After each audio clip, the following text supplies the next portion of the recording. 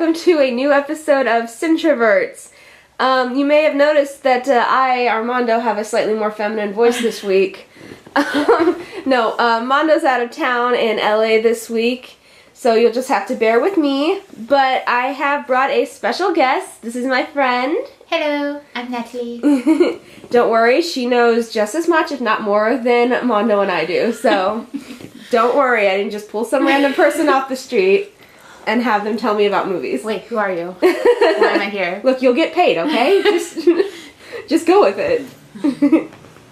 Alright, so, Mondo will be back next week, and next week we are going to do, won't be a shorter episode, but we're just going to tighten our focus onto one movie. So, you'll get to find out what that is later. So, let's move on to the new releases. There weren't a whole lot this week because I don't go through the list as extensively as he does. But, A Dog's Purpose came out recently. If you're in the mood to watch a dog die over and over again for like 100 minutes, then I guess this is the movie for you. I'm not so into that, but whatever. The Comedian came out, the Robert De Niro movie that came and went. 50 Shades Darker came out. Oh, God. Natalie's favorite movie of the year so far, I can tell. And and I'm only bringing this up because I ordered it because I'm excited about it. The Gus Van Sant Psycho remake got a Blu-ray release. No, I'm excited because there's a commentary and by a guy, I cannot remember his name, I apologize, but he's interviewing the editor for the movie. She was like the only one who would agree to sit down and basically talk about what went wrong. So I am super psyched to hear that story. Because I would love to hear about everything that went wrong there. That's about all I got for new releases. Natalie, what did you see this week that was new to you? I went to see both Logan and Snatched at my drive-in. At your drive-in? At my drive-in. I personally own. I is queen. But yes, I went to the drive-in and saw Snatched and Logan. Snatched was, since it was a new release, they showed it first. Did not hate it. I went to see it because I like Goldie Hawn. She doesn't do a whole lot anymore. Mm-hmm. And I found it funny. It's not like, I don't think it's going to be a breakout comedy or anything like that. But there was a few points that I chuckled, that I got it. It's not your typical, I don't feel mold of what a woman comedy is. Mm-hmm. I know a lot of people kind of don't really like Amy Schumer. I have no opinion of her one way or the other. Yeah, I really don't either. So, I went in and I was okay with it because a lot of people were like, why are you watching that? I do have to say, it was free. So to be fair, I had no money invested. I don't think if I would have paid money, I would have been like angry about it. Mm-hmm. But yeah, like, because I remember a lot of people going, "Well, that's the Amy Schumer movie you're seeing." I'm like, yeah. So it looks kind of funny. I don't know. And then I don't know the actor's name, but he's on the Mindy Project. I always forget his name. He's also in Suicide Squad for a little bit. Plays their brother.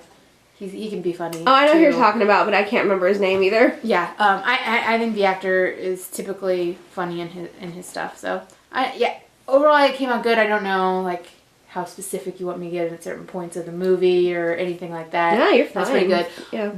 For some reason, the movie after they chose Logan. Because what else goes with Snatched besides a post-apocalyptic mutant movie? The other screen was showing Guardians of the Galaxy 2. Mm-hmm. And then their new China movie, Born in China. And I was like, the Earth Day movie. And I told the person I know that works there, I was like, Logan would have probably been better to show with Guardians of the Galaxy. Yeah. He goes, yeah, but Disney doesn't let that happen. Disney gets angry if you do that. Oh my. So, yeah. And I was like, okay. But yeah, Logan was really awesome. Just, if you're emotionally invested in superheroes and stuff like this, the movie is horribly depressing. Like, it just starts on a down note, and it ends on a down note. Ends on a downer note. Like, I don't want to give spoilers. I mean, there's a little bit of light and happiness in it, I guess.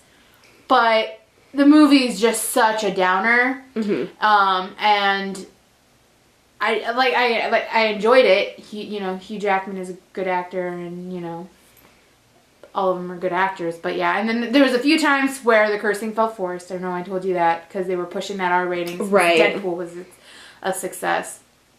But yeah, that was obviously the better movie of the two. Mm-hmm. I mean, as far as I would like to argue, critically, this is probably one of the best superhero movies. Like if you're looking at it as for what it is, like the storyline is more serious. It takes a more like it's also smaller. I don't know if I'm right. It's like smaller in size. Like it's not a huge, big budget movie. Right. A lot of it just takes place in the desert, and it just focuses more on the story. And it's not like how Deadpool was good in the fact that it wasn't like any other superhero movies. I think this is like the opposite end and more the dramatic. Right. Where it relied heavy on performance instead of special effects. There is no big characters from the X-Men universe besides obviously Wolverine and Professor X. Sorry, tongue-tied. So you don't really recognize a whole lot of it, and it just kind of forces you to focus on this really depressing story. So, I mean, I don't mind that stuff, but yeah, you're not going to feel good after leaving this movie. Right. One of those where you have to be in the right mood to watch it. Exactly. And because even I wasn't like fully expecting it. I wanted to see it because X-Men is probably my favorite of the Marvel universe. Mm-hmm. And I was like, well, dang. Like, saw it, like, it ended at like midnight, and I'm like, well, guess I'll go home and go to bed after this one. Jeez. Guess I'll just cry myself to sleep now. It's fine. But yeah, as far as like acting and everything like that, I'd say arguably it's one of the better superhero movies in general out of all of them. Because it didn't necessarily, you would take the superhero aspect out of it, it'd still like still be a good movie. Weight, and it'd still be a good movie. And probably get a little bit more respect. Oh, I'm sure. I'm sure, yeah. Especially with the cast that it had. So. Right. But yeah, it was really good. Well, good. I'm glad you enjoyed it. Yeah. The only new thing I saw this week was Mondo and I did go see Guardians of the Galaxy Volume 2 last weekend. Mm-hmm. And it was very fun. I would say it lived up to the first one. The soundtrack was good. Again, I do kind of want to pick it up, honestly. Mm-hmm. And because when I was reading the track list, I'm like, I'm really not familiar with any of these songs. I'm sorry. I suck at music. I fail. But you knew the original ones, right? Like from the original. Oh yeah, I knew a lot of those. No, I knew My Sweet Lord is on this soundtrack. I knew that one because Beatles fan. I would know George Harrison's most famous solo song. But yeah, it had some emotional moments. I would say everyone got pretty good character development, except Drax. Drax was mostly just there to be comic relief, which he was great at. He had some really, really funny lines in this. Like, I think arguably, though, he's one of the harder characters to give. The way they have him set up, he's kind of one of the harder ones to give the character development. Yeah, plus he had a pretty heavy emotional backstory in the last one. Yeah. But there... Not to spoil too much, but it's just a kind of a random fight at the beginning, and they're fighting this giant squid alien thing, and he's like, oh, the hide is too thick to penetrate from the outside, I must kill it from within, so he like leaps into its mouth, and he's like slashing at it, and the others end up like killing it, and he kind of bursts out from it, and he's like, yes, I have single-handedly vanquished the beast. And just the way he said it really cracked me up. And I know that Baby Groot is specifically designed to make you go aw and buy toys, but I don't care. He is the cutest thing in the universe. And I adore him. There's even a line where some bad guys have him at one point, like, should we kill him? Of course not! He's way too adorable to kill! Oh yeah, and you should, it's also important to mention there's 5 in credit. There are 5 stingers in the credits. 5! One of them does have an awesome Groot. That is what made me remember that, the Groot in the end credit scene. Yes, I don't want to spoil it, but there is a great Groot post-credit scene. I do know, yeah. Yeah, and he is so cute. And this, what you were saying about Logan, this one also felt smaller in scale. I mean, yes, there is galaxy saving involved. Mm-hmm. But it's much more focused on the characters and kind of what they're going through, because it only takes place like a few months after the first one, so they haven't been together real long. Yeah. And Kurt Russell, I know this is a common complaint about the Marvel movies, but they're not so good with villains besides Loki. Mm-hmm. He's the only real memorable villain they have. But I really like Kurt Russell in this. Okay, good, because I love Kurt Russell. I love Kurt Russell too. I just got talking about Goldie Hawn. Speaking of which, exactly, couple-wise, right? They're beautiful. Yeah, he does a great job in this. I really like his character. I like his motivations. It's more again, I don't want to spoil it too much, but it's more along the lines of something that's so utterly not human that they don't understand human motivations or human feelings or why this would upset a human or that would upset a human, which I think is more interesting than just the mwahaha, you know? Which, not to go into a spoiler, if anyone doesn't know about his character in the Guardian of the Galaxy verse, adds even more, I think, to an emotional level, because he doesn't understand that and his importance to another character. Right. Because I haven't seen it, but I do know a lot about it. Right. It gets really interesting.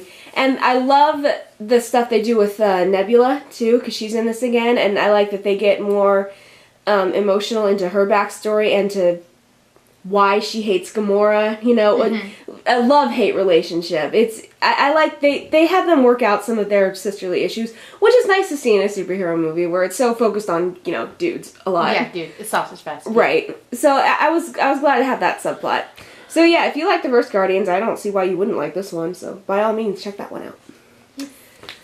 So our topic for this week, because we are learned women here. Yes. Highly educated individual. That's right, okay? We went to school and stuff, okay? Exactly. We are going to talk about what they made us watch in film class. Because she has a proper film degree, so I'm sure she saw more than I do. I have a crappy media degree. Okay. Sure. I'm just saying. Well, to be fair though, I mean, if we want to go into a little bit of our history, I guess, to give us more weight, you originally weren't going for film school. Right. And then but your love and passion for it, you were just like, you know. Whatever. Why not? I'm just going for it. Yeah. Me, it didn't take too long. Originally, I was thinking about doing psychology for 2 seconds, and I was like, no. And you're like, yeah, forget it. And then, so, I just, film is the way to go. But I had a much more, I have experienced film classes at 3 different education establishments. I won't name them all. I'll just say I graduated from Webster University, and we won't mention the names of the other ones. Of the other 2. 4, actually, because we took that film class in high school, too. Yes, and we took the film class in high school. So, yes. Yeah. I got all my film education from UMSL University, which, don't get me wrong, I really liked going to school there. If you want to go to college around here, I think that's a good one. But yeah, so film classes, we have some crossover here. Yes, there is some crossover. Yeah. But then you'd think there would be more crossover than what there is.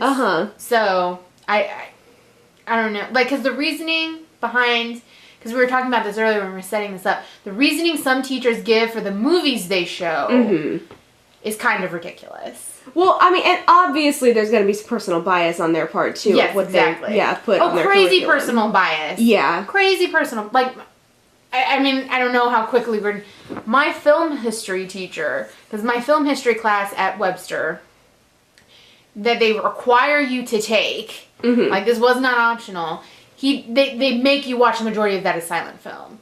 And silent film is so hard to watch, no matter how much you like film. It is very hard to watch. There is a reason why it's a dead art form, really. There's a reason, the artist came out, yes, and everyone's like, oh yeah, that's so good. But it's just there's a reason why people are like, I like this whole sound thing that's catching on. Yeah. So, there was days I would, just struggle to stay awake. And, he was just such an artsy teacher that he was just like, oh no, you have to watch this. You're of course going to watch that commercial bull honky. But it's you have to watch this. And, it was a struggle. So. Yeah, we did that near the beginning of some of our, of my classes, but luckily we progressed past the silent film pretty quickly. Because, I'm not saying all silent films suck. Of course not. But, yeah, to sit there and watch multiple ones, it can be hard for me. So arguably, genre, I think, for silent films. Drama, not crazy about silent film dramas. I think the genres that work the best are a horror type genre and comedy. But not even all comedy does. Yeah. But comedy can, because of the physical comedy, can really work. Yeah. So what are some of the some of the notable films that you really liked that you were forced to watch to obtain your degree. Because this is what's funny. I found, surprisingly, there was more movies that I did not like. And I was like, yeah. I'm struggling, Tabby. But there were films that I walked out liking that a lot of people were like, those might be kind of boring. I remember the first movie shown to me, once I got to a college level, I'll try to focus on film, like actual film school classes. Once I got to a college level, the first film I was shown at that I actually enjoyed was probably The Fall, by my screenwriting teacher that passed away. Oh, the with Lee Pace. Tarson? Was that the director's name? I think it's just Tarson. I think so. Yeah, I've seen where that they one. filmed in so many different countries. Yeah. And it has the little Italian girl, and she actually couldn't speak very good English, which helped the movie too, and she's adorable. And but yeah, it had Lee Pace in it. If people don't know who he is, I actually do appreciate his work. He's from Pushing Daisies. And no, Lee Pace is good. Yeah, and Lord of the Rings. Yes. No, not the Lord of the Rings. Sorry. That's The Hobbit. Bad. The Hobbit. Right. Well, whatever. He's Legolas's father. Yes. Who rides that big deer thing. Hey, when you're a geek, that matters. Oh, I know it matters. I'm just teasing. Technically, Lord of the Rings was the better trilogy. Way better. Yeah. But yeah, he's a good actor, and visually, the movie is stunning. The story is super good. It's kind of a love story. But yeah, I won't go too much in the story, but really enjoyed The Fall. It was probably the first thing I walked out going. Hadn't seen that movie, really enjoyed it. Because it also was a struggle for me seeing movies I had not seen. Because you know, we grew up together. Especially when younger and had time in my youth as a wee lady, I would just constantly go up to my video store and just rent out a bunch of stuff. Yeah. Like 6 movies, and be like, how can you possibly watch all of those? But so I got there and saw The Fall. Let's see, I kind of want to separate these out. It Happened One Night with Clark Gable. Really enjoyed that film. I'll probably be like, really? Like that's one of the ones that of note, but I really enjoyed it because I like love stories and stuff like that. So it was one of, probably because of how old it is, you know, one of the movies that started that kind of thing. Right, I've heard that about it. And the chemistry between the two actors were really great. But going back to silent film, there were some that I enjoyed, like The Cabinet of Dr. Caligari was really good. And that was kind of more of a horror thriller kind of thing. What was really good, it was a German film, and German silent film were also interesting to look at, which arguably not all silent film was.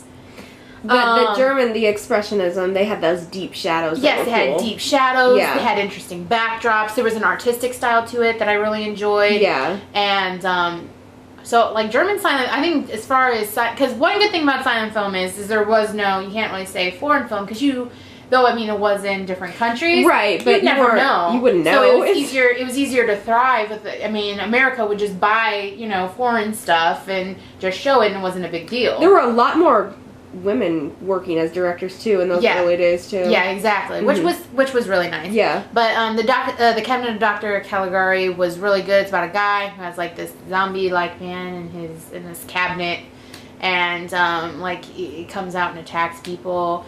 And it was one of the first ones, probably the first silent film they showed in the class, that held my attention the entire time, and I didn't want to shoot myself. So, or like, oh my god, this is what death is, or I'm gonna fall asleep. Like, it was just like constantly, I had neck problems in the class because I was constantly falling, like struggling to stay awake, so I was constantly doing that head thing, that head jerk. Oh yes, I know the head jerk. Had whiplash as I'm like doing it. You're like, I hope nobody saw that. But yeah, like artistically, the movie I thought was really good for its time, and I really enjoyed. Nosferatu was very nice. It's like, well, I'm a vampire person, so it's like the original vampire movie. Again, held my interest. This is when I discovered that horror silent films are better for me than other films. Yes, I enjoyed Nosferatu. I actually had to see that twice. I did watch it for a film class, but I watched it in high school too for my non-Western lit class, Mm-hmm. which is odd because Dracula is a Western story. I forget what the reasoning was there, but anyway, we read the book and then we watched Nosferatu. Yeah, and well, I don't know if it, because I know it was loosely based on Dracula, but again, artistically the movie is good. It's not too, because that's another thing, silent films that aren't too long. Right, let's keep it brisk here. Yeah, let's exactly. Let's get to the point. We're sitting there with some instrumental music the entire time, and a bunch of subtitles, and you know, some of the acting. Pretty good makeup job on. Yeah, Nosferatu looks so creepy. Well, he does, and it just sells it better Mhm. because, and I think that's again why the horror film genre worked better in silent films. Yeah, because they could do artistically, they could do interesting things. Makeup wise, way better things, and plus because lighting and all of that was kind of lacking at the time. That well, not lacking. It was. They just didn't have anything better. They were learning. It wasn't advanced yet. Yeah. It adds more to it. Like, that's something, it can hold up, and it can still hold your interest now because, like, it works for the medium that it was in. So, really enjoyed that one. And then, when we were starting to, modern times, I really enjoyed that one. It's Charlie Chaplin. Technically not fully silent because it had sound effects. It was like when it was starting to get on that cusp of any time now we're gonna have speaking, and it was just really good, and it was comedy. There's a reason why I think everyone liked Charlie Chaplin films, because he had an element to it where there was that physical comedy that he was so good at, but the stories there also held you. It wasn't completely just, because it is a longer film. This is one of the ones that held my interest. It was longer, didn't have speaking parts or whatever. I mean, if you want to count sound effects as sound and you want to be that person, go ahead and be it. But it was a heartwarming story. Not and the comedy was there. You had interesting visuals with like Charlie Chaplin going through the cogs and stuff and stuff like that, and I walked out really enjoying that one. Out of him and Buster Keaton, because apparently also in film school, like, you're either a Charlie Chaplin person or a Buster Keaton person. I kind of liked I can't remember the Buster Keaton movie we watched about a train involving a conductor or something. I've seen clips of that, because with him on the train, doing that. Yeah, that's the one we watched. I wasn't as crazy about him, and well, his life was more tragic. I was going to say, he had a pretty sad end, though. Yes, he had and I think him and Charlie Chaplin were even friends, and he tried to help him. But I did kind of like the Charlie Chaplin stuff a little bit more. I don't know, he was more amusing to me and more endearing, I guess. My lackluster classes didn't show us either. I just don't think we did watch any Charlie Chaplin or Buster Keaton movies. Well, and I guess because and I know this will get brought up again, it's just like, for some reason, at least on my end, all of my teachers, if there was a commercial aspect to films, they're like, no, we're not going to show you it. They'll randomly, to get off topic, just a slight second, at the community college film program I started at, the first movie she showed, even though she kind of was ragging on it, but still showed us 300. Really? Don't hate 300. Actually, I enjoy that movie. It's stylized great, but showed us 300 and was like, yeah, I guess we'll just watch this to start it out, and kind of ragged on it. And I'm like, then why are we here? Right? Why are we watching this? If you're just gonna, are you gonna like shame us all because we enjoy the movie? Like, she's watching you all to see if you smile or get exactly. Are you enjoyment enjoying out of this? it. How dare you? So I can. Well, I don't think that lady liked me very much, because I felt like I was beyond that class already, because she was teaching like mise en scène and everything like that. Right. And we covered that in high school, and I was like, I was over it. And that class was the easiest A I had ever had in my life. Oh yeah. So I just remember, I ended up helping another friend, and I'm like, yeah, write down this level of BS, and she's gonna eat it. She's just gonna eat it up. But so I guess I don't get the mindset of, we can't show you anything too commercial, even if it's loved by all. Right. No. I kind of understand them wanting to show us things we probably haven't seen. Yes, but there's certain things Right. that it's just when when we're gonna go to directors, Yeah. that it's just like a director's known for a certain film, but we're not gonna show you that one. We're gonna show you this one.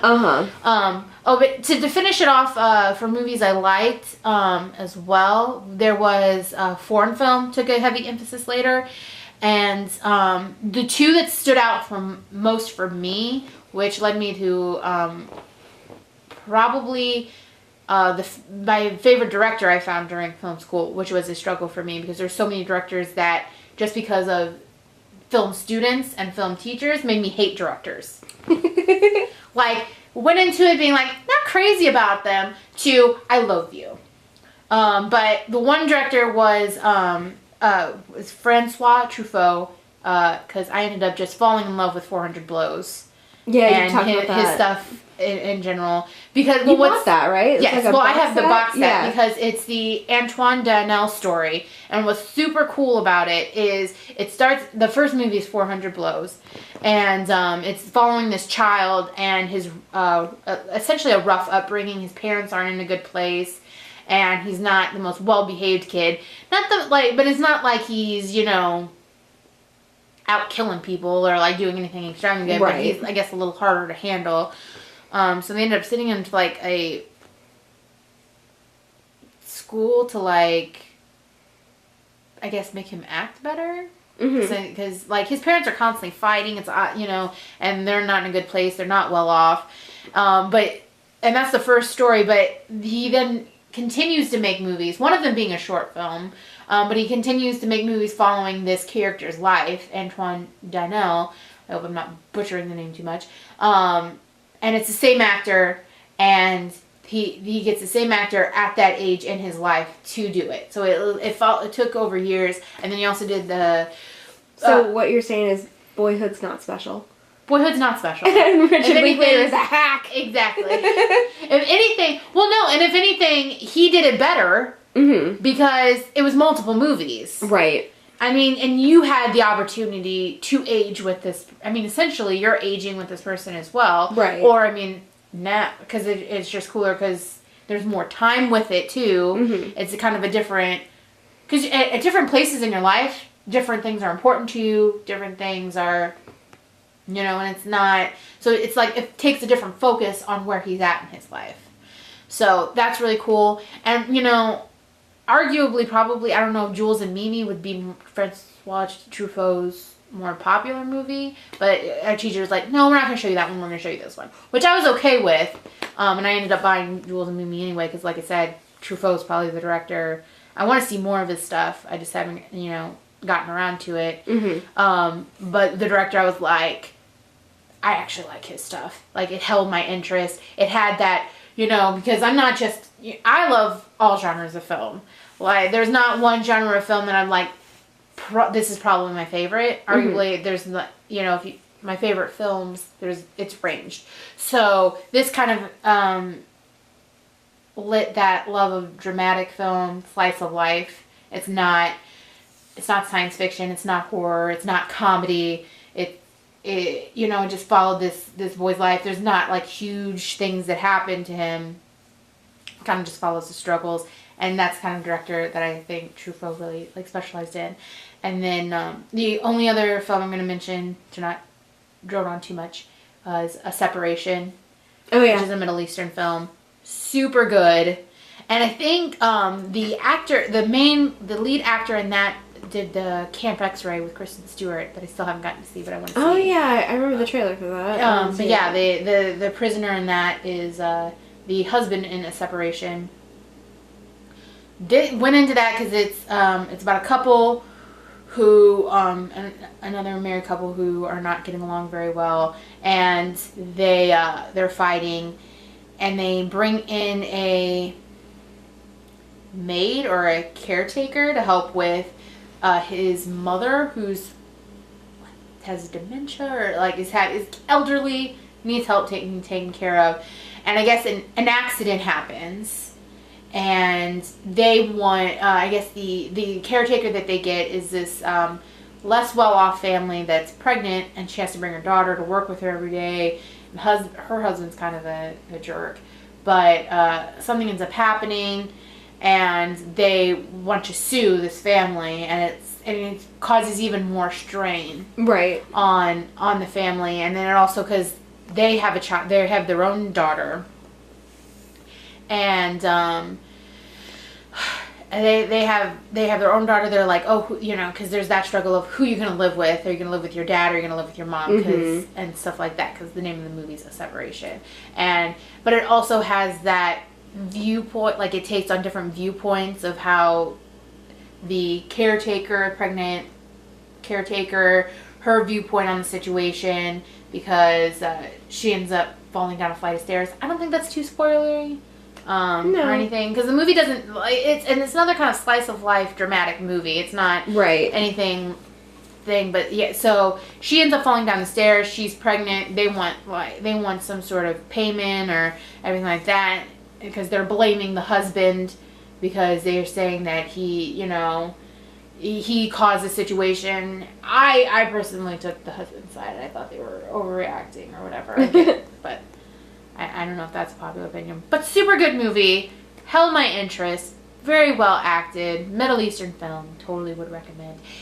I find that it's harder to talk about movies that you like than movies you don't like. Because I feel like I can go on and rant on the movie when we get to the movies I don't like. Is. So I don't know exactly what to say and what not to say about the movies I did like. Well, I can't remember how many film classes I actually took altogether, but the main ones I can remember, I know I took just American film, I think I took a couple of those, and one world cinema. And then for some reason, I took a class that was just musicals, American musicals. So to get into stuff I like, I will start with Footlight Parade, which is a really old Busby Berkeley, who I'd never even heard of until I took this class.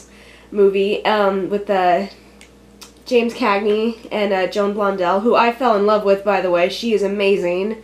Which is weird, she's in so many of these musicals, because she's not really a singer or a dancer, but she's adorable. It's like she was made for the screwball comedy, and I just love her so much. And what's interesting about those musicals, his musicals, is they're very light. They're usually about show business, but there's no actual musical numbers until the end, and then there's like they put on their show or whatever, and then there's like 3 or 4 in a row, and they're super elaborate. It's like, you see those clips, it's like a kaleidoscope with people. It's amazing, the choreography that he did, and they are so much fun to watch. Footlight Parade is, I think, the only one we actually watched in that class, but I sought out a bunch of his on my own afterwards, and my favorite was Gold Diggers in 1933. I think it was 33, because there's also 35 and 37 too. I think it was 33. It's got my favorite musical number in it. It's called Remember My Forgotten Man, and it's a slower one, it's a darker one, and Joan Blondell actually gets to perform that one, which was nice. And you can tell it's not her strength, but she's so, I don't know, I just thought she was so charismatic on screen. So that class was interesting. I thought I had seen a lot of musicals before that class, but apparently not. We did go over some stuff that I had seen that I didn't feel the need to watch again, like West Side Story in Oklahoma. I'm like, I pretty much know those movies by heart. I really don't need to watch them again. But he would usually have us focus on one number and talk about some, like, the directing style or what the director was trying to get across in that scene. Like, the part in Oklahoma, her whole long dream sequence with the ballet and everything.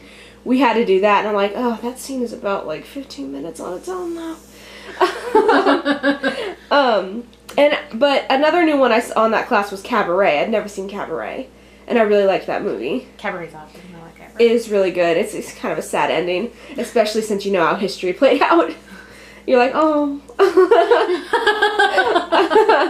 But no, Cabaret's fun. I really like the music in that. And what I thought was interesting about Cabaret, as opposed to a lot of the other musicals, even though I was just talking about movies that did this, is that all the numbers in Cabaret take place on stage. Like, it's not a traditional musical where people just randomly break into song. No, all the songs are them performing on stage. So I thought that was kind of interesting. So I liked that one. The Third Man. I liked The Third Man. We had to watch that. I think it was for World Cinema. And I thought that was a good mystery. I really liked the direction in that. And it's kind of hard for me to look at Orson Welles because I do not like Citizen Kane. But he's a good actor. He was, I can't lie. So I enjoyed The Third Man. What else did we watch that I really liked? Oh, The Bicycle Thief. Oh yeah. I did not mind Bicycle Thief. Either. No, God, it's so depressing though. Yeah, it'll drive you to drink. It will. It is incredibly depressing. It's just this impoverished family. The only way the dad can make money is, what is he, delivering things? Yes. Or he gets a job. Yeah, on his bicycle. Bicycle gets stolen. So he just spends, I think, the whole day with his little boy looking for his bicycle. And it's just so freaking sad. And this poor guy and this poor child, and you just want to help them so much. Take the bicycle. I know, you're like, here, take all of it. I'll buy you 10 bicycles. It's just really, really sad. So I enjoyed those. And, interesting thing is, I would seek out a couple films on my own based on what they said in the textbook that the teacher didn't feel was worthy of our time, I guess. I remember for our Australian segment, I was reading about Peter Weir, who's a director I really like, and his movie called Picnic at Hanging Rock. I'm like, well, that sounds awesome. Why aren't we watching that? Why did we watch Walkabout instead? We'll get to that. Yeah. So that was streaming on Netflix at the time, and I watched that. I'm like, well, this is better than what we just watched in class, so what the heck? And I watched a bunch of Peter Weir movies after that. I kind of stopped once I got to The Cars That Ate Paris because I didn't like that one. So that kind of, I was like, I could take a break from this for a while. So there are some of his that I still haven't seen. And then a great old haunted house movie called The Innocents that I saw and that I really, really loved. But we didn't get to watch that one either, you know. Not you showed me that one later. I did, because I think it's creepy. It is. It's a good one. Yeah. So, yeah. Oddly, those are about it for the ones that really stood out as ones I like. Oh, no, I'm sorry. The last one is The Discreet Charm of the Bourgeoisie by Louis Brunwell. I hope I didn't just ruin his name completely. I don't even know if I could describe the plot of that. It's very surreal. It's very, very dreamlike. But that's why I love it. You know, the plot doesn't really matter. I just love looking at the visuals and how unsettling and off everything about it is. So yeah, that's the stuff we did like. Yeah. What about movies they showed us that we didn't much care for? Oh yeah. Oh wait, as a side note though, I just realized, didn't mention Bollywood movies at all. Didn't hate those as much. I can't remember the name, so I didn't want to bring it up. But the one we saw that was like loosely based off Pride and Prejudice was really good. Yeah. I mean, not really good, but the one that we saw, which took an entire afternoon to watch because they go on just short of forever, I actually have it. It's called Veer Zara. It's pretty good. Yeah. I liked it. Oh, and there was... Visually, they're very pretty. Oh, they're all in the colors and everything like that. Yeah. And that reminds me, there was one, I can't remember the director's name, Nira something. I feel terrible. I can't remember her name. Anyway, she made a movie. It's parts of it in English and parts of it are in another language that I can't remember. It's called Monsoon Wedding. That's actually really good. Yeah, I keep meaning to pick that one up because that goes in a direction that being used to American films you wouldn't expect it to go in. Yeah. But not necessarily in a bad way. It's just kind of an interesting point of view for a different culture and a different way that they do things. So I like that one. And that's kind of a romantic comedy, which is a genre I'm not really a fan of. But that one's really good. So check out Monsoon Wedding. Yeah. Now to the bad news. Now to the rants. Yes. The angry rants. Well, I guess to start it off, we should just, because you mentioned it earlier, Citizen Kane. Because we both unanimously agree on this, that it's highly overrated. And oddly, I never had to watch that in film class. I did, and this is what angers me. I had to watch it, I think, at every school I went to. That's so weird. You'd think a teacher... I've seen it, different, because, I mean, we're taking different level film classes here, too. Right. Like, this isn't all just your basic, what do they call it? Film analysis. Film 101. Film 101 classes, and I just had to take it every time. Right. No, this was film, like, because let's think of all the different classes I took. There was film 101s, there was film history, modern world cinema. I took film that was like based on, what was that? It was like plays, like based off book literature and theater, which was very weird. That was like an at-home class too. But yeah, like I've taken so many, and then like every time at different levels, we're gonna watch Citizen Kane. You're like, why? I know, and it's like I watched it once, and I'm like, like I don't get why this is the best movie ever made. I get why it's important. I get why it's not the best movie ever made. No, it's not. It is not the best movie ever made. And it, like, going into a film, the main things I like, and, like, really are what I look at are characters, like, writing, and those are probably, like, the writing aspect and characters are probably my most, like, my favorite part about film. And then, like, you get into art style and stuff like that. Citizen Kane was like a big deal because of like cinematography. Because of the direction. And, yeah, and the cinematography. Cinematography wasn't really a thing yet. Yeah. But it's just like, since then, we have progressed in things. And that, like, watching that entire movie, and are we allowed to spoil the end of this? Like, is this a thing? Spoilers for Citizen Kane, so turn it off now if you care. I haven't seen it. Right. This is a film podcast. It got spoiled for me long before I saw the movie, so thanks, Family Guy. Exactly, but spoilers. You watch this entire long movie with this insufferable character who's an a-hole at the beginning and is an a-hole at the end. Yeah. To find out the only thing he truly cared about was a sled. Yeah.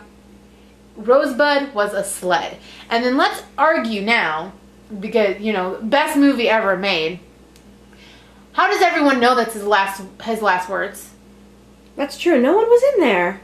How do we know his last words was Rosebud to go on this great journey of a character? He was by himself. He dropped the globe, he said it, and then the nurse or whatever came in. Best movie ever made. How do we know that? And like I said, the character is insufferable. There is no growth. There's no nothing. There's no evolving. I know, really.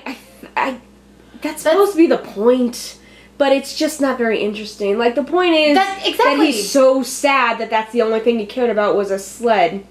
That not a non-living object. I'm like, yeah, but that's just not terribly interesting to watch. Exactly, it's not. That's not interesting for me to watch. I mean, go somewhere with your character. Yeah. Be different some way. Well, he got meaner. Like, he was kind of okay as a kid, right? I mean, did he kick the guy in the leg or something? Probably. You've seen it more than I have. I saw it once. Like, I mean, and I did not need to see it again. But yeah, it's like parents are like, oh yeah, we're gonna make your life better or whatever BS. But it's just like, I didn't care. And then the story didn't escalate. The story didn't really hold my attention. I thought it was too glossed over. I thought like they briefly mentioned that his son was killed, but that's never really a thing in the movie. Yeah, I'm like, oh, we're just not gonna talk about that at all. You'd think that would be a big deal to somebody, but I guess not. Yeah, because I guess they wanted to show like multiple wives and stuff like that. So it's like some parts seem really drawn out, while other parts seem rushed. Yeah.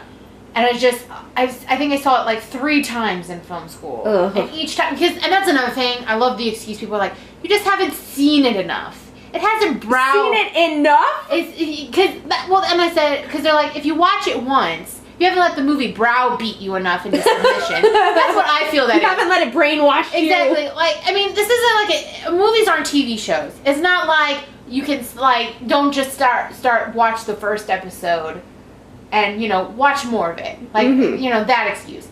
It's a movie's not gonna really change after the first time. It's not a complex movie where maybe you didn't get everything the first time. And if you've seen it 3 times, that's enough. Yeah. Well, then I have to tell people I have seen it 3 times. Let's be real here. Yeah. So how many times before I like it? Like 10 times, like 100 times. How many times before I'm worshiping before at you the see feet the of light? Orson Welles? Like, and that's the thing. Like, I'm just so frustrated with this movie whenever it gets brought up. There's just certain things that, because of film school, have ruined it for me. And it's just like, the movie was okay, but now I'm just angry because of how many people I've done that with movies. want to worship this film. The fans will make you hate something that you didn't necessarily hate before, but they've made you hate it. Well, because film school people, I don't know if you really had film school people. Oh, I did. But, like, they're so, like, elitist and artsy, and, I mean, don't get me wrong, I did have friends or, like, awesome people you will meet in film school. Yeah. Because, you know, but I thought, oh, I'm going to film school, I'm finally meeting my people. I'm amongst my own. But, you know, being a girl, you then realize, oh, wait, there might be 2 other girls in the class with you. Right. There might be a sprinkle of women to give an opinion to. I think I had, I did have 2 film school female teachers. Mm-hmm. The first one, not to hate, but, you know, she was mainly documentary, so I was kind of frustrated that she was teaching me about, like, cinematic film and whatever. And the other one was mainly short film based, but yeah, only 2 female teachers. Mm-hmm. I can think of. I think my American teacher was my American cinema teacher. That was an online class. I think it was a woman now. But you will never meet the most arrogant men, some of the most arrogant men, as you will in film school. Yeah. And, like, their points of view, and then if you have different points of view, then you're just like, oh, you're just silly. Yeah. Or you just don't have taste. You just don't get it. Yes, you don't get it. Yeah. So, and Citizen Kane, like, how many people are just like, oh, it's just so good. Yeah. No, I'm with you on Citizen Kane. Yeah. Sorry. No, you're fine. About that. You're fine. Let's talk about Walkabout, because we both had to watch that one. Why is that, like, the go-to representation of Australian film? I don't know. That is my giant frustration with that movie. And it's not a good movie. It's beautiful looking. It really is. Because Australia is a beautiful country. Yeah, and oh god, I might be wrong on this, but I think it was directed by Nicholas Roeg, who did start out as a cinematographer. Uh-huh. And he made another movie that I did like called Don't Look Now. Mm-hmm. That you know what I'm talking about? Julie Christie and Donald Sutherland. Uh-huh. Yeah, I like that movie. Walkabout, if I hadn't read in great detail what the textbook said, I honestly would have gotten lost near the end. Mm-hmm. Because you don't know what the guy helping them is thinking, because you can't understand his language. Mm-hmm. You know, and they can't understand him either. So when he's doing his little dance or whatever, well, yeah, he wants to get with the girl. Yeah, and I would not have picked up on that if the book hadn't told me. And then when he, spoiler alert, kills himself, I would have been like, why did you do that? Mm-hmm. So, thank you, textbook. Well, yeah, because wasn't it because she turned him down? Because she didn't understand. Yeah. Yeah. That's basically what happened. But I don't know if I would have picked up on that on my own, because you're following it through their eyes, I guess. So you don't understand what he is thinking or what he's saying. Yeah. And which, arguably, you need to say, you need to show what he's thinking or doing. Right. But the children are kind of insufferable. I don't really like them. And the beginning... At no point does it seem like they really understand what is happening to them, because it's kind of a big deal. Yeah, and it's very weird. The movie's not... Like, not in a good way, either. I feel like it's... Like, the beginning, I'm just like, the beginning's a giant WTF. I feel like it's supposed to be, like, anti-colonialism, or, you know, a lot of Australian film is like that, about get the English out of here and bring it back to nature or whatever. Picnic and Hanging Rock has that in it, too. But this is just... movie. Yeah, but this is weird. The kids... So their father takes them to the outback, shoots at them, kills himself, and sets their car on fire. Yes. So now the kids are stuck in the outback. Yeah, there's not an explanation for why the dad did that. I'm just sitting there, I'm like, how did we get here? Like, he seemed fine before that. Yeah. Yeah. And you have the most doofy children. And the little boy, I can sort of understand. He's very little. But she's a teenager. And at no point does it seem like she's thinking, oh my god, we are trapped alone in the outback. We're going to die. And her father just fire. Like, right. Just whatever. Like, I just don't understand the motivation. The story's kind of weird. It's just, like, random. Plus, like, why is... I guess because the Aborigines guy likes her is why he's helping. But I don't really get why he likes her. Yeah, because they meet him and he is on his walkabout, which I think is just something that they do. Yes, it's a rite of passage. You're right, that they have to do at a certain age. But the movie's not about him. No, it's about them, I guess. Them. So I guess the metaphorical walkabout for them. And it's weird timeline-wise because I don't know how long they're out there, because it seems like they're out there for, like, ever. For months. But that can't be correct. Yeah. It felt like, I'm like, how long are you... Because there just seem to be endless scenes of different locations and... Well, and because also it's, like, essentially a flashback. Yeah. Because, and that's what frustrates me more. It's not spur of the moment. This is memories. So if this has already happened... Yeah, because you see her at know, the end as like, an adult. why don't we know more? Yeah. Why aren't we seeing more? Like, why is the movie starting there at, like, this horrible father putting his children, these horrible children in this situation? And I just, and it just frustrates me because this is basically the representation film school. Because you saw it, I saw it. This is the representation of Australian film. I know, and I love Australian film, and there are so many ones I'd rather watch. There's so many good Australian actors and everything like that. But this is the movie they show. Right. Watch a Peter Weir movie instead. Yeah, like, or just do your research. There's other good movies out there. I just don't understand why that's the representation. Like, aside from the visuals, there's just no need to watch that movie, in my opinion. Yes, but I mean, like, and cinematography is good and all, but it's very easy, though, too, when, you know, Australia. Well, yeah, when you have locations like that to work with. Exactly. Yeah. But the rest of the movie is just like, why? The acting, why? The writing, why? Right. Just everything else is why. I just feel like the kids don't act like real kids would. Exactly. No, they don't. They don't at all. Yeah. Like, yeah, they don't act like how real kids would. Like, why? It leaves you with questions, but not good questions. Like, you're not pondering life in any way. You know, you're pondering the movie. Like, you're asking, well, why did they do this? Right. You shouldn't have those questions. Birth of a Nation. Because for some reason, they still make you watch that, even though it's one of the most racist things I've ever seen. Well, to be fair, my film history teacher, he did say this movie's horribly racist. Well, yeah, I mean, there's no getting around that. But you still, like, yes, it's racist, but you still have to watch it. So get over it and sit all there for 3 freaking hours of it. Exactly. 3 hours. Just go somewhere. 3 hours of your life. And which most film classes are that long. So it's like we had to spend an entire class on that movie.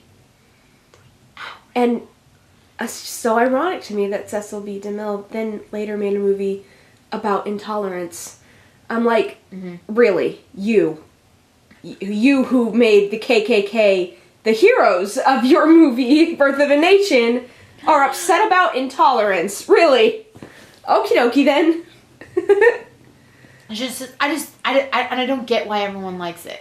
3 hours of boredom followed by your jaw dropping at the end because, wow, really, I movie? don't think it's that good. It's not. I can't really think of anything that good. Like, I feel other movies have done stuff better, so I really don't know why they show it. I think it was, like, the first blockbuster or whatever, and it was, like, definitely the longest. Yeah, that's what, but because it's so long, like, I don't get why teachers show it. Nothing really sticks out to me except the shock factor of the story now, but then, like, it probably wasn't that big of a shock. So it's like, I don't really get why it's still being shown. Like, what is it offering? Except, no, I agree. Like, for film teachers to still say, oh, we're edgy? Like, we're gonna, ooh.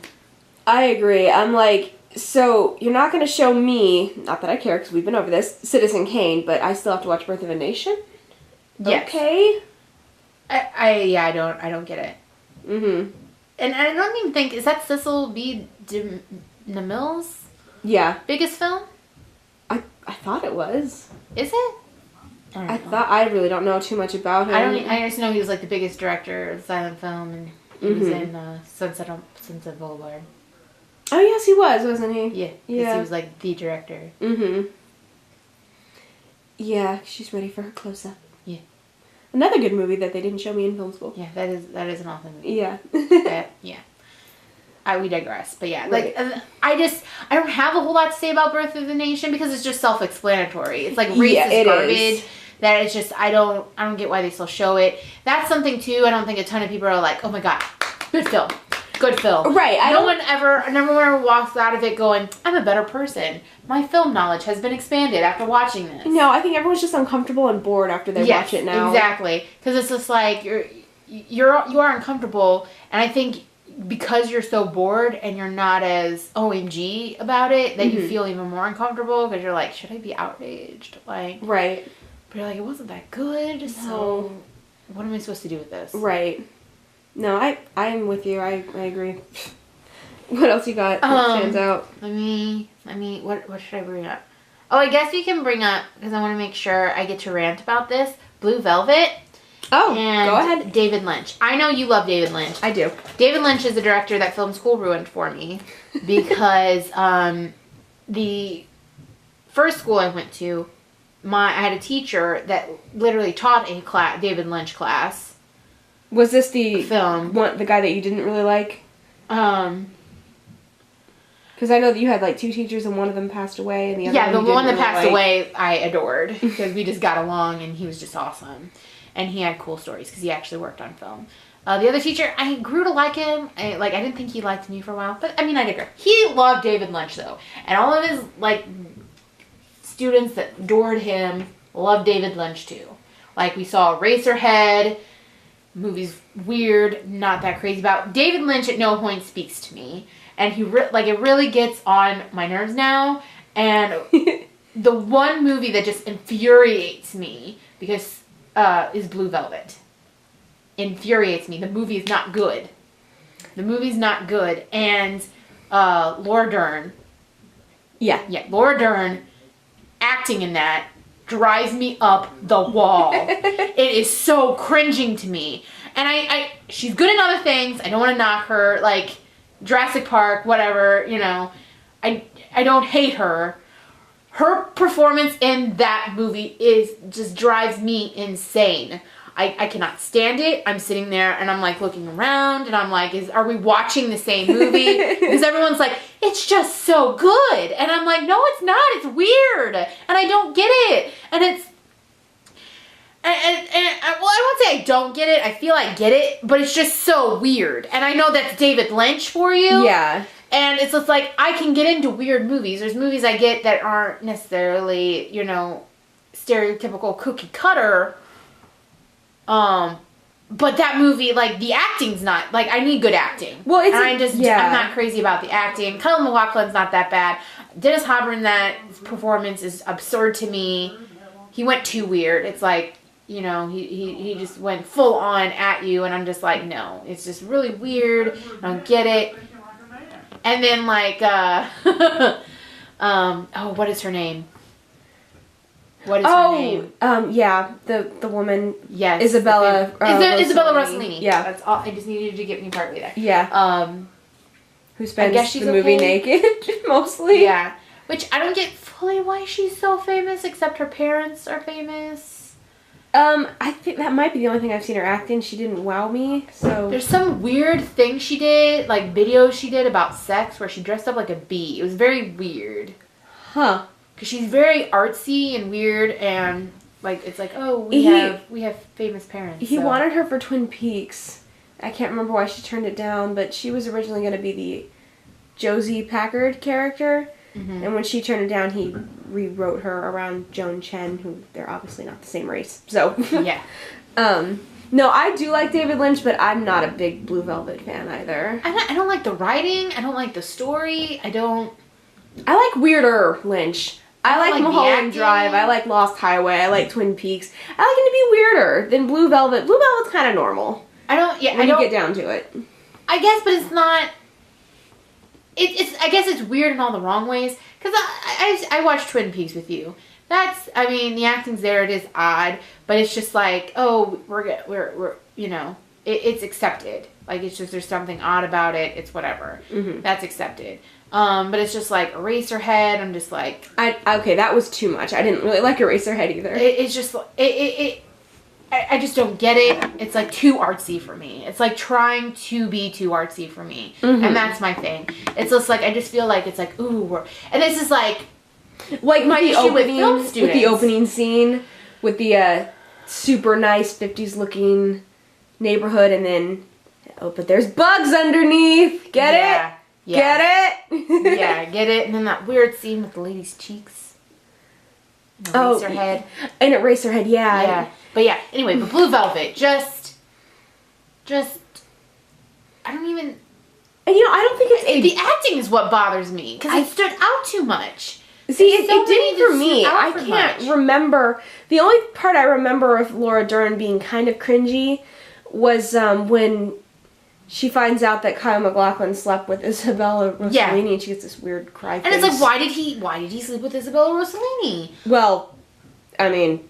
But that's weird too, but I'm just saying, like, the whole thing is just one giant, why are you doing this kind of thing to me. I don't see a whole lot of motivation, and it's just, I'm not taken with, like, there's nothing overly visual about it to me, or it doesn't contribute anything to me, and there's just a bunch of things I'm remembering what I don't like about it. It does rank so high on so many, like, best movie lists, too, which is kind of odd to me. I'm like, it's not even the best David Lynch movie. What? It's not. It's not his most well made. It's not his most, like, absurd. Mm-hmm. Like, oh, this is weird or whatever. It's not.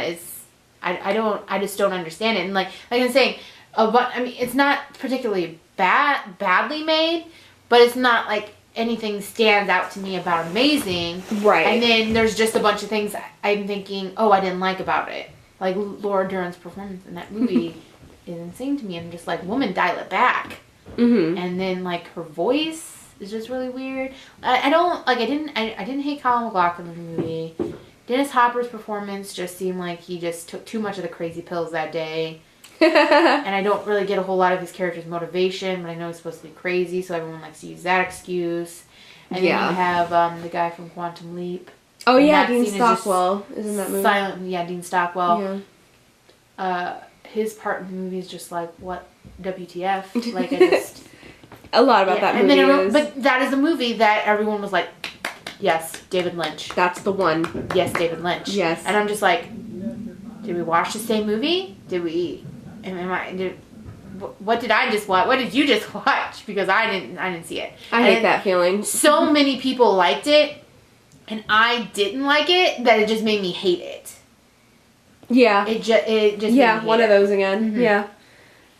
Yeah, I didn't watch that in film school. I think I watched it by myself. See, you got to at least, I had to seek this crap out. Yeah. You were just, like, giving it to, like, they just gave it to you. Because they made me watch so many film analysis classes. Mm-hmm. And I think you actually ended up watching it after I had complained and ranted about it enough. Yeah, because there are Lynch movies I like. There are other Lynch movies that I don't like either. So I guess these kind of hit and miss for me. I just really like Twin Peaks, so... Yeah, I know you do. That's coming back next week, I think, too. Yeah. I won't be able to watch it because I don't have Showtime, but someday I will. Kind of running short on time here. Is there anything else that you really wanted to talk about of note? Well, I know we kind of brought up, I guess we can talk about a little bit about 8.5 if you want to, or did you not see 8.5? No, I saw it. Because, yeah, I didn't like that movie. Me neither. I saw a couple of Fellini movies. That one and La Dolce Vita. Mm-hmm. And they have similar themes of a philandering man. Well, the guy's a jerk in real life. And apparently he was, like, insufferable to work with. Apparently. So, I mean, and after watching his movies, you're just like, I do not like this guy. And that's not my favorite subject anyway, so... Yeah, exactly. And then my thing with 8.5 is, like, the main character, I hated it. The story, it didn't hold my attention too well until we get to parts where I'm just like, the scene in 8.5 where he's in that room with all of the women in his life that he's either tossed aside mm-hmm. or, and basically just, oh yes, I treat women like animals. And I'm just sitting there and I'm just like, my jaw just drops. Yeah. And I'm just like, no. And I think it's that movie where I just don't like what it's saying so much. And then there's the weird scene with the lady who lives on the beach, like the homeless lady who lives on the beach. I don't really get why that's there, and I don't really get the importance of that, where it's just like, that's a movie I do not like, and I'm not a big Fellini person because I don't like the stories he's telling. I can't get behind that. I don't really want to support, like, not really support it, but it's just like, no, it just, it kind of infuriates me, the whole story did, right, that I can't like it. Yeah, I liked the opening scene because it was odd and surreal with like in the when they're all in their cars and then he kind of like floats up or something. I thought it was cool. So I thought maybe if we've got some more visuals like that, but then the rest of it's pretty straightforward and I'm like, yeah, you're just kind of a jerk and I don't care if you don't get what you want. So, you know. But I mean, in general, I mean, I'm not saying it's a great movie, but because it was also 9 was based off of 8.5. Yeah, I didn't see that one. With the end date. I did see that. Some of the songs were, I mean, it had some decent music, but yeah, that was based off 8.5.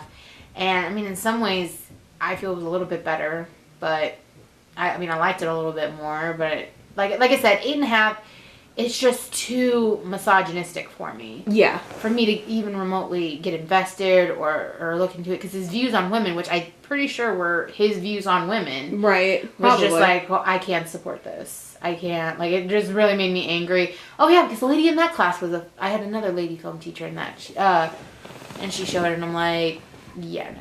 I just can't. Like, so many people like it, and it's just seen as this great critical masterpiece, and I'm just like, why?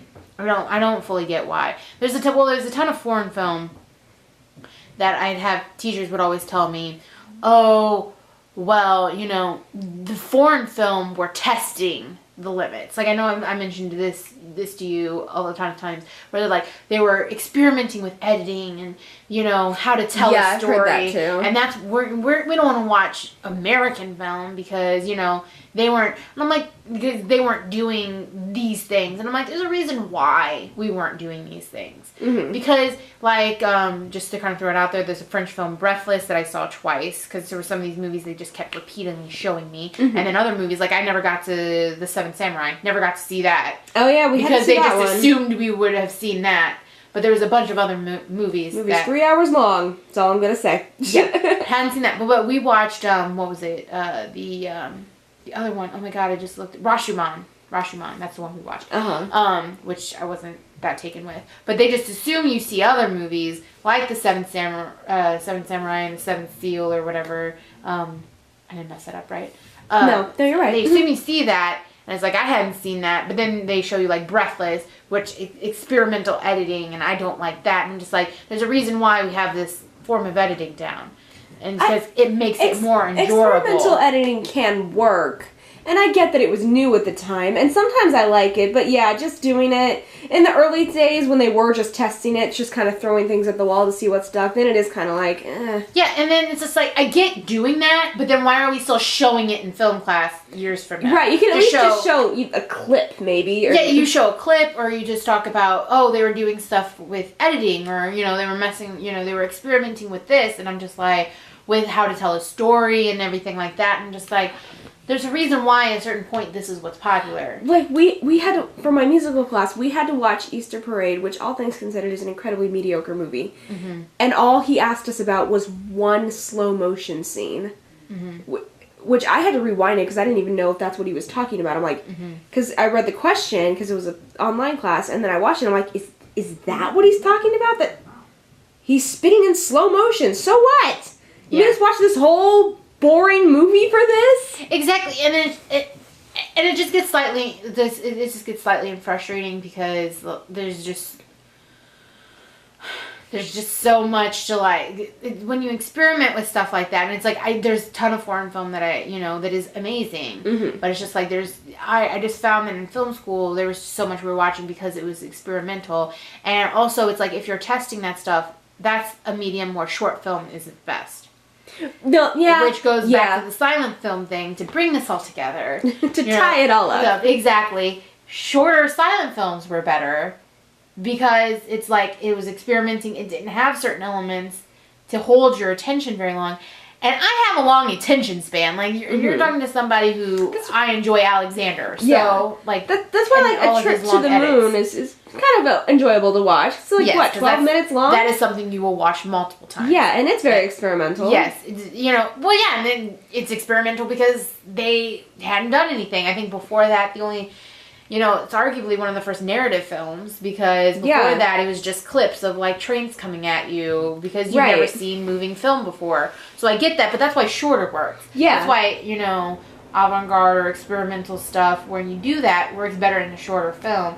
Don't give me an hour and a half to 2 hours of you experimenting with editing, with storytelling, with cinematography. No, I can agree with that. That can try your patience. Exactly. Show me clips of it if you want to show what people were doing. Mm-hmm. But don't, you know, it's not holding up years later. There's a reason why, you know, it's not arguably the best film ever made or whatever. Like, that's my thing with film school. They're like, oh, we're going to show you this edgy stuff.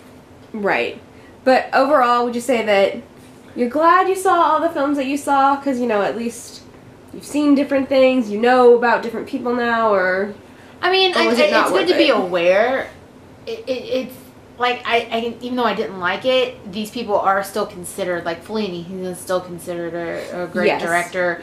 I know we didn't really get to go into Kubrick at all, because that's another director I'm not that crazy about. I'm with you on Kubrick. Yeah, like there's the only movie that I can remotely watch is The Shining. You hate that because of the adaptation of it. I can appreciate The Shining as a film, but yeah, as an adaptation, it's really nothing like the book. But yeah, Clockwork Orange and I think The Shining are the only ones that I'm like, okay. Clockwork Orange is alright, yeah. But another director that everyone's just like, oh, the great Kubrick. Right, no one's gonna take my opinion seriously ever again, but I actually kind of like Eyes Wide Shut, and everyone hates Eyes Wide Shut. That movie's okay. But yeah, Kubrick I think is overrated. Well, there was the day they were like, because I had already seen it. That is one that I had already seen, and I don't know why they don't assume everyone has seen this and shown something else. Because another school showed his war movie with Kirk Douglas, I think, was in it. Oh yeah, I know what you're talking about. Something. I don't know. I know what you're talking about, but I can't remember the title. Yeah, it's whatever. But the day they showed Space Odyssey, Space Odyssey, I skipped. Yeah, I saw that on my own too. When I saw that on the curriculum, the guy I sat by every day, I'm like, I'm just letting you know, I'm not showing up this day. No, I don't blame you. That is the day I'm like, I will come in sick to where I don't get like points or it's counted against me, but I'm not showing up this day. This movie angers me. I don't like it. And even further to my point, my fiance, who doesn't know movies from a hole in the ground, likes it. And you know, that one is one that I'll fine. I'll go ahead and admit it. Fine, I don't get it. If you say you just don't get it, fine. You're right. I don't get it. Yeah. I have no idea why people like that movie unless they're high. It's like a theory of evolution, you know, this honky. Like, and that we take 20 minutes out to talk about an evil robot. Yeah. And then never mind, we're done with the robot plot, I guess. I don't like it. I guess I don't get it. Maybe I don't get it because I don't like it. I feel like it's just too... Maybe it's too experimental or whatever you want to say about it with its story. I don't know. There's not enough of the story. I just don't know why I need to see this guy floating through the cosmos for like 30 minutes. You don't. Because you don't. We're looking at, you know, monkeys and cavemen and all that. You don't. You don't need to see that. And no.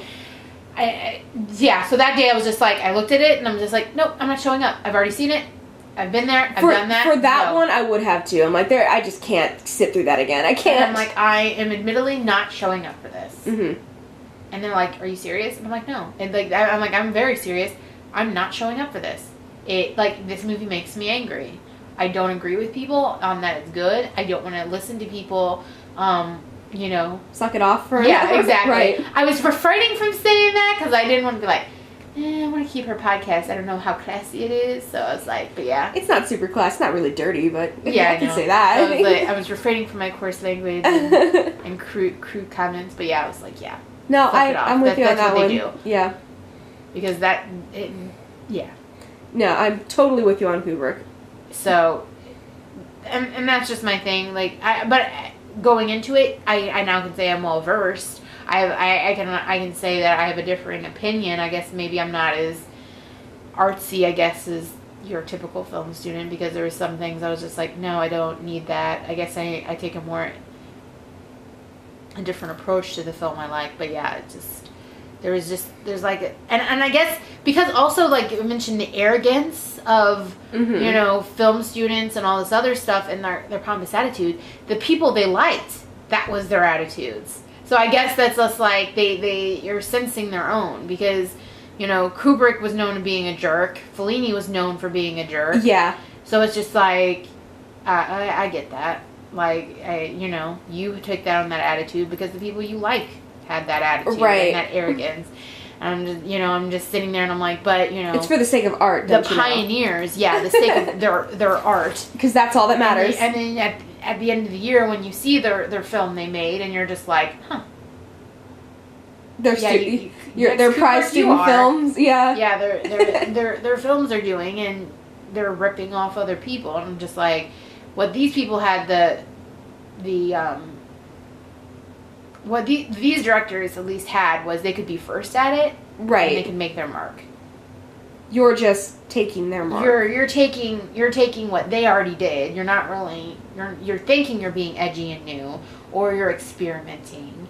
And then you just make a movie that gets on my nerves or gives me a headache, or because I had this one kid that made wanted to make a 30-minute movie where it's just basically the same scene over and over again, and told me when I said, "Don't you think this is like going to alienate people?" He goes, "I want people to be alienated." Oh God, I hate people like that. I want people to walk out. I hate people like that. What is the point of making any medium where they're going to walk out on you? Oh, there's a whole movement based on it, though. That's like. What's it called? Like, Dada? Or they feel like anti-art? Yeah. Or they feel like the person is forced to sit and like he wanted to make something where he felt people were forced to sit in the theater and had to watch it, even though they wouldn't like it. And I'm like, I would walk out. I think I ended up annoying making the kid angry because I'm like, I would walk out. I don't get the point of that. Mm-hmm. No, I don't like people with that attitude. You know. But I mean, at the same time, he probably thought, you know, my basic level, you know, my simple stories were too much. So, right. Yeah. We're not enough, or I wasn't pushing boundaries enough. Right. Well, overall, I did have fun at film classes. Just, you know, there was some stuff that I'm like, I mean, if you love film and you're going to film school, you know, you're going to have fun. There's certain days where you're just like, this is awesome. Like I said, there was movies I loved, and you know, to learn how to make film is even better. Yeah. Oh yeah, for sure. It's the amount of film history, film analysis you have to do as well. But yeah, I am happy that I am more educated. I know now what is out there, because you can't be a film person and not experience film, because there's directors out there who didn't go to film school, right, and just went to see film, and I think. Essentially, because that's what you have to do. Yeah, you have to see enough of them to really understand the medium. Yeah, I was like looking up stuff, and I think Quentin Tarantino, I saw this quote. I hope he said it. If not, it was just some internet, you know, BS. Then I'm sorry. At least when he said people asked him, "Did he go to film school?" and he goes, "No, I went to film." I think I've heard that before, so I think that one's real. Yeah. If it's not real, my bad. We're sorry. But yeah, he went to film, because that's mainly what you have to do is. Just experience film, even if you don't, because there's sometimes I'm sitting there and I'm just like, oh, I don't want to watch this, but you kind of have to, because if that's where everyone is and you're in the film community, you kind of gotta watch it, even if you're not into it. Just at least form your own opinion. So that'll about do it for this week. I hope you enjoyed our rants and raves, and if you disagree with us, or if you think we're stupid now because we don't like Space Odyssey, then sorry. Not sorry. Mondo will be back next week, and maybe he can tell you that Space Odyssey is great. I actually don't know if he likes that or not. I was gonna say. I really don't know. I don't think he does, but I'm not sure. So we will see you guys next week. And remember to stay at home by yourselves and be the Cinetroverts that I know you can be in your hearts. Okay? Bye.